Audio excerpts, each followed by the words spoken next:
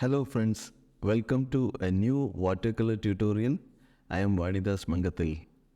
Today we are going to make this colorful loose boat and reflections with ink drawing and then applying watercolor on top of it. I will explain the entire process. If you are new to my channel and not subscribed yet, please do subscribe and press the bell notification. I will be releasing more and more tutorial videos every week.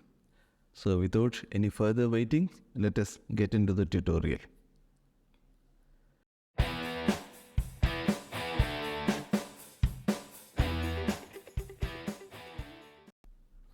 I am using a cold pressed watercolor paper around 300 GSM, 100% cotton paper, and I am making a loose drawing using a pen, a waterproof pen.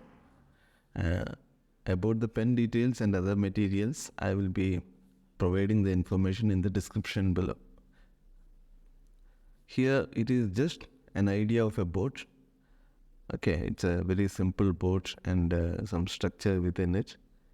And here my approach is to draw it very loose and then apply the watercolors in a loose way.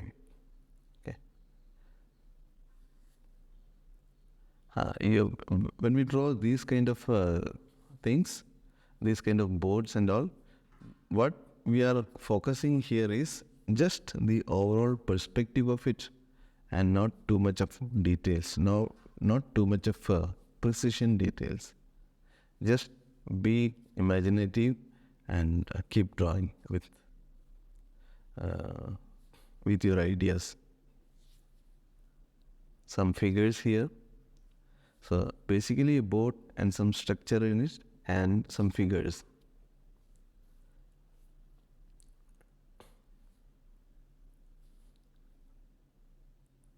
Okay, I think this seems to be good. This seems to be sufficient, and we need some vertical elements to make the reflections more engaging, interesting. So let us make some vertical element also. So this is just an idea. I don't know whether it is technically correct to draw these vertical elements like this, but see, it doesn't matter too much. I mean, if it looks interesting and if you're getting an idea and if you think it is interesting, please go ahead.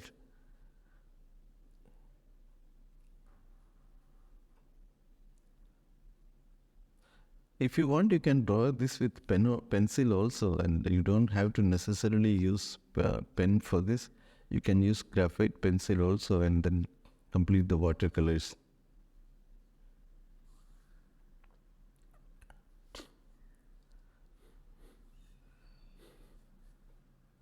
Some reflection. When we make the reflection, it should be roughly the overall shape, the silhouette of the overall reflection is it should be somewhat representative of the mirror reflection of the object above. So it should look like the mirror reflection of the object above. But as we all know, the reflections will be distorted due to the movement of water and the ripples and the surface change on the water. So you don't have to make it very precise like a mirror reflection, but it can be somewhat. Overall, it could be something like a mirror reflection. I'm wetting some part of the paper, the sky part basically, and applying some loose pale washes of blue, maybe different blues, cerulean blue and ultramarine blue. And I might also use some mix a little bit of crimson or red to make it little colorful. So it is not very bright or very strong colors. It's light colors, wet on wet treatment. Okay, and pale washes mostly. Now let us add some greenish color to represent water or ocean or whatever it is.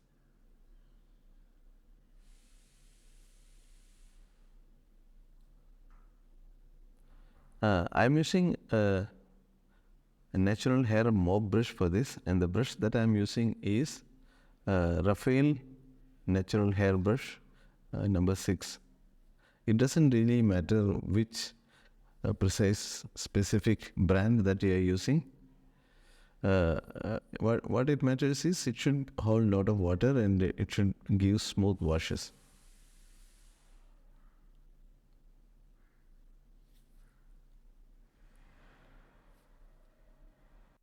At this point, I am filling the paper,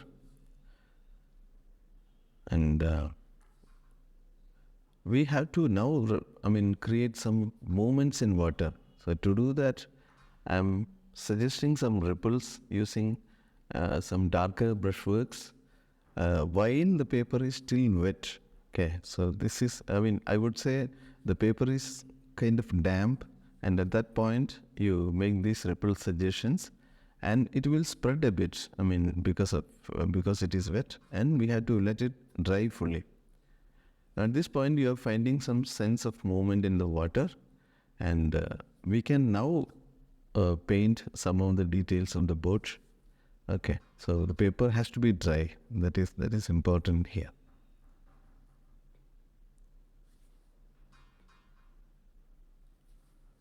Okay, so this is some very, very pale washes of purple, blue sort of thing, pinkish gray. So these are the colors that I am using it.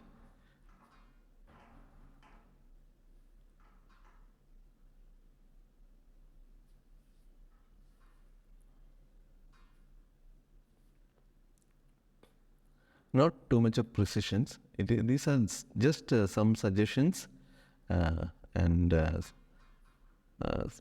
some clarifying the shape basically. Okay, so you need while making it loose, you still need to clarify some of the shapes. Okay, that is what we are doing here. So if you are finding this video useful, and if you are finding something to learn from, please do subscribe to this channel and press the bell notification. And if you have any questions or suggestions, please do write them into the comment box below. I'll be happy to come back with my answers as early as possible. Now the next shape, once we have made the initial the structure inside, the cubical structure inside, we are doing the main boat, and I'm using some colorful, I'm using some bright colors for this, just for creating or making it interesting. Okay, so I always tend to use red for these boats. Whenever I need some brighter colors, I tend to use red. Maybe that is my, I like that kind of color combination, red and green kind of complementary colors. Okay, so if you want, you can make some other colors as well. So this board will have some color variation because of the shape. You will find some tonal variation. So rather than making it very flat, try to keep some tonal variations whenever you create something. Whenever you paint, try to bring in tonal variations to make it interesting, and to also bring the forms, clear, to clarify the forms of the object. Here I am using mostly pinkish gray for the darks.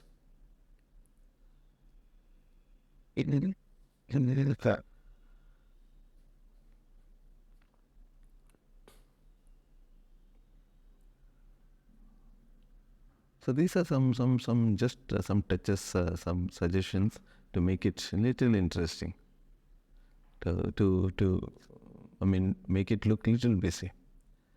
So now we are going with the reflection part of it. I am using little bit of bluish green at this point.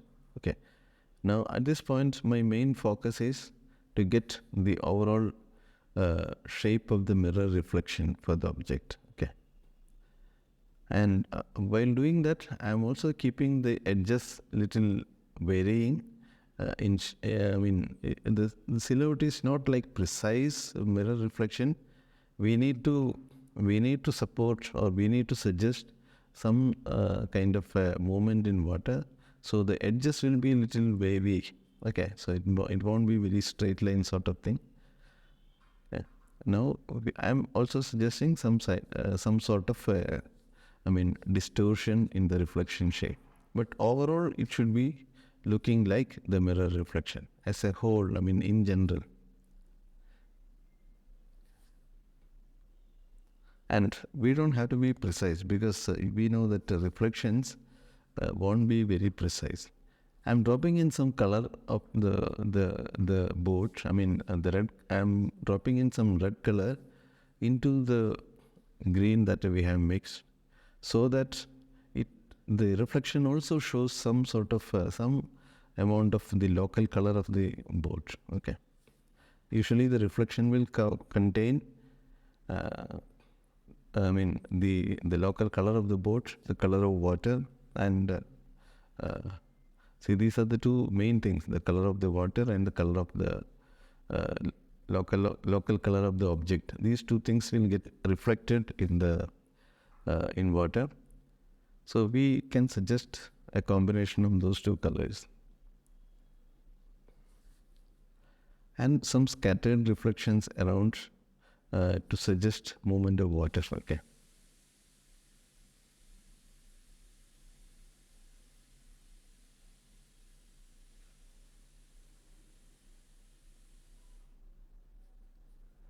Some scattered reflection here and there.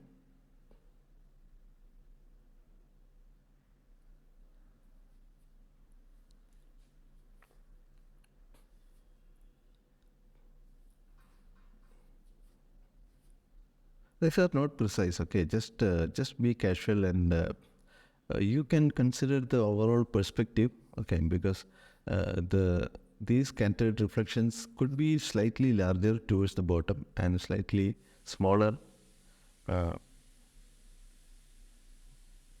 as it goes towards the horizon.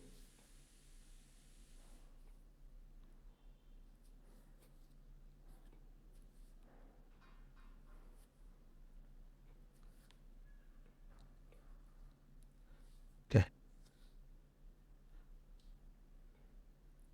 some reflections for those narrow elements above. So we need to kind of suggest reflections for most of the main visible objects above. Okay. See, if you look into details, what you see in the object and what you may see in the reflection could be different, because the reflection or the water may not see all the objects in the board that we are seeing. For example, some of the elements within the boat. Okay, if there are something kept in the boat, the water may not see those objects. We are seeing the object, but water may not see it. Water may not see it means if you go to the position of the reflection and look up, we will not see all the objects inside the boat. So the reflection may not see all these objects that we see. So we need to understand uh, uh, the basic behavior of reflection to get the reflections done in a convincing manner. I think we have uh, uh, pretty much done it in a convincing way. We have a lot of things to do yet, okay, and to make it even more interesting. But overall, as a whole, the boat and the reflection looks good to me.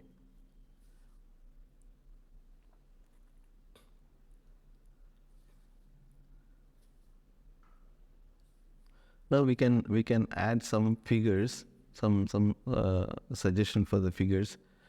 We made a couple of drawings for the figures, so we will color it and make it very suggestive figures. Okay. For the figures, apparels, dresses, you can use the color of your choice. And if you're following along, you don't have to specifically follow this color scheme. If you're happy to do that, please do. Otherwise, if you don't have the precise color that I am using, please use whichever nearby colors or matching colors that you have in your palette. Right, just suggestions. We don't need precise figures, okay? Uh, I think these are reading pretty okay. The figures are looking good to me, and we need to make the skin tone for some of the exposed body parts. I am using orange, permanent orange watercolors directly from the tube without making it very dilute. Okay, I'm just making some suggestion, and for the details I am using a synthetic round brush. For the details I am using a synthetic round brush, and here I am using a Skoda Prado number 8 brush. I'm just thinking what exactly we need to do. So some highlighting with the pure white watercolors. So this is an opaque touch, and if you want to stay conventional and avoid this usage of white, you can avoid this step. So I tend to use a little bit of, I tend to give highlights with white a little bit, because I think that makes the color, the overall painting little interesting. So if you want to be very conventional, you can avoid using whites.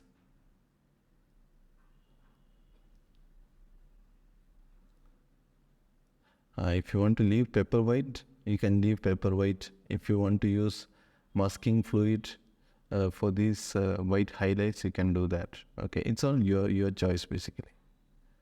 See, the white that I have applied there seems to spread. I need to somehow probably fix it. It is too strong, the white dot that I have made in the reflection. It is getting spread. So if you are in doubt what next to add, then probably we can sign it and then think that, declare that it is done. So the area where I made the white was a little disturbing, so I have diffused it a bit by lifting it with tissue paper and adding some orange color there. So I think we are pretty much done, and we can treat it as closed. So please let me know if you have any questions or suggestions. Please write them into the comment box below. I'll be more than happy to respond. If you haven't subscribed to my channel yet, please do subscribe and press the bell notification. So thank you very much for staying with me and watching the video. We will be soon meeting you with another interesting watercolor tutorial. So thank you very much, and happy painting.